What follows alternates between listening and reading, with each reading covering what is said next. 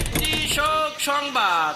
সুভাষপুর নিবাসী কাশেম মিয়া আজ সকাল 10 ঘটিকায় ইন্তেকাল করিয়াছে।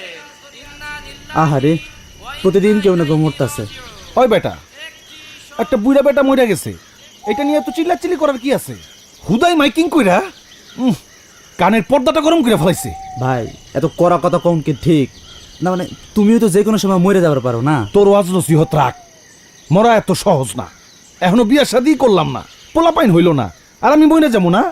হ্যাঁ, শোন, বুড়া বয়সে মরার আগে তওবা কইরা আমি ভালো হয়ে যাবো। আমার কাজ আছে, আমি এখন গেলাম।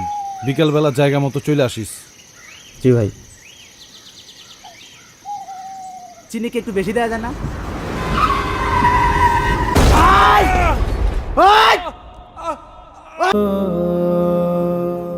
একদিন তোমারি নাম মসজিদ হবে এলান,